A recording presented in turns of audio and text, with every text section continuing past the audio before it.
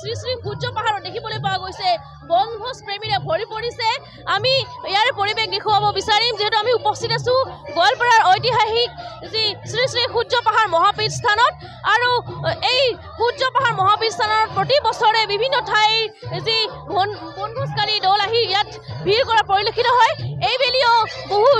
লোক আহিছে আৰু এনেদৰে তেওঁলোকে আনন্দ ফূৰ্তি কৰি বনভোজ খোৱা পৰিলক্ষিত হৈছে পৰিৱেশ দেখুৱাই আছো সকলোৱে এনেদৰে নাচি বাগি আনন্দ ফূৰ্তি কৰিছে আমি পৰিৱেশ দেখুৱাই আছো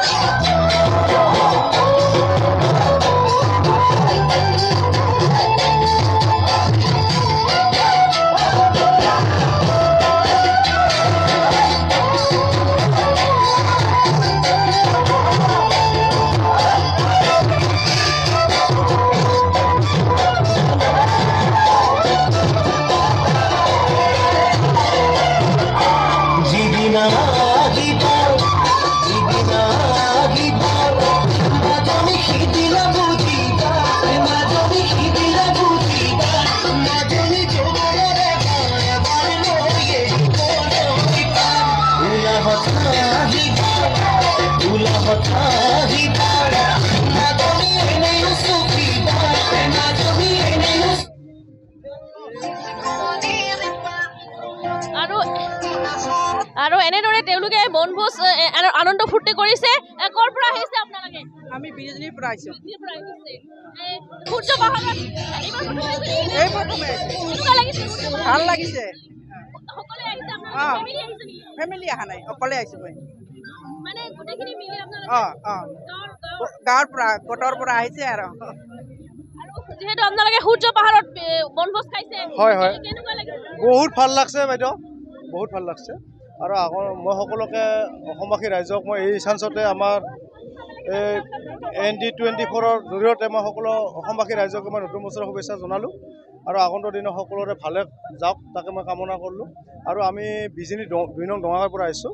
আমি প্ৰতি বছৰে আমি এনেকৈ খাওঁ মানে এইবাৰ আমাৰ শ্ৰী শ্ৰী সূৰ্য পাহাৰ হয়তো আগন্তুক দিনত আমি বেলেগ জেগাত যাম আমাৰ গাঁৱৰ পৰা আমি প্ৰতিটো আমাৰ এনেকৈ আমি সকলোৱে মিলা প্ৰীতি কৰি আমি জড়িত হৈ আছোঁ আৰু এনেকৈ আমি প্ৰতিটো আমি এই ডিচেম্বৰত আমি সকলোৱে একেলগে মিলা প্ৰীতি কৰি আমি মানুহখিনি মিলা প্ৰীতি আমাৰ মেইন দৰকাৰ আৰু সকলোৱে আমি প্ৰতিটো আমি মিলা প্ৰীতিতে আমি আগুৱাই লৈ যাই আছোঁ আৰু আগন্তুক পুৰণিক বিদায় দিছে আজি বছৰৰ শেষৰটো দিন হয় হয় আৰু যেহেতু নতুন বছৰ হয় নতুন বছৰক আদৰিবলৈ আপোনালোকে সাজু নিশ্চয় সাজু আমি সকলোৱে সাজু আমি আৰু সাজু কাৰণ আমি সকলোৱে হয়তো আমি আগন্তুক দিনত ইয়াতকৈ আৰু আমি ভাল প্ৰগ্ৰাম কৰি যাম আমাৰ ৰাইজৰ হৈ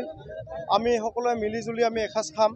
এনেদৰে তেওঁলোকে যিহেতু আনন্দ ফূৰ্তি কৰি এনেদৰে খাইছে নৃত্য গীত কৰিছে নৃত্য গীতৰ মাজত এনেদৰে তেওঁলোকে আনন্দত আত্মহাৰা হোৱা পৰিলক্ষিত হৈছে আমি পৰিৱেশ দেখুৱাইছোঁ ইয়াত বহু দল আহিছে বিভিন্ন ঠাইৰ পৰা দল আহিছে তেওঁলোকে ইয়ালৈ আৰু এয়া বিজনীৰ পৰা আহিছিল আৰু এগৰাকী আপোনাৰা কৰ পৰা আহিছে বৰপেটা জনপ্ৰিয় জুনিয়ৰ কলেজৰ পৰা আহিছো আমি প্ৰায় 3-4 বছৰ একেলগে আহি আছো যোৱা বছৰো আহিছো এই সূৰ্য পাহাৰ শিক্ষামূলক ভ্ৰমণৰ কাৰণে এটা উপযুক্ত প্লেচ বুলি ভাবি আমি প্ৰত্যেক বছৰে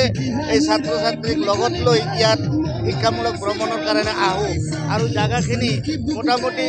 শিক্ষামূলক ভ্ৰমণৰ কাৰণে ছাত্ৰ ছাত্ৰীসকলৰ কাৰণে এটা উপযুক্ত নিৰাপদ ঠাই সেইকাৰণে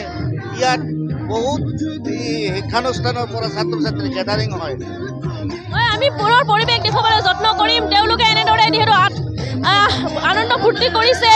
নাচি বাগি তেওঁলোকে মতলীয়া হোৱা পৰিলক্ষিত হৈছে আৰু যেহেতু বছৰৰ শেষৰটো দিন আৰু শেষৰটো দিনত এনেদৰে তেওঁলোকে লগে ভাগে এসাঁজ খাইছে বনভোজ এনেদৰে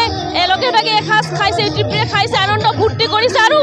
পুৰণিক বিদায় দি নতুনক তেওঁলোকে আদৰিবলৈ এনেদৰে তেওঁলোকে আনন্দ ফূৰ্তি কৰিছে আমি গোৱালপাৰাৰ পৰিৱেশ দেখুৱাইছোঁ গোৱালপাৰাৰ যেহেতু সূৰ্য পাহাৰৰ পৰিৱেশ দেখুৱাইছোঁ আৰু সূৰ্য পাহাৰত এনেদৰে তেওঁলোকে আনন্দ ফূৰ্তি কৰা পৰিলক্ষিত হৈছে ডেকা গাভৰু মহিলা সকলোৱে এনেদৰে তেওঁলোকে নৃত্য কৰিছে পৰিৱেশ দেখুৱাইছোঁ কিয়নো গোৱালপাৰা সূৰ্য পাহাৰ 3টা ধৰ্মৰ মিলনভূমি হিন্দু জৈন আৰু বৌদ্ধ 3টা ধৰণৰ মিলনভূমি আৰু এই সূৰ্য পাহাৰত প্ৰতি বছৰে বহু লোক আহে এইবেলিও বহু লোকে অহা পৰিলক্ষিত হৈছে বহু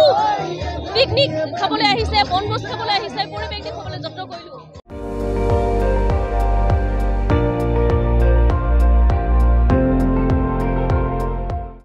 আপুনি চাই আছে ND24, সৰ্বশ্ৰেষ্ঠ নহয় সৰ্বোত্তমৰ দৌৰত।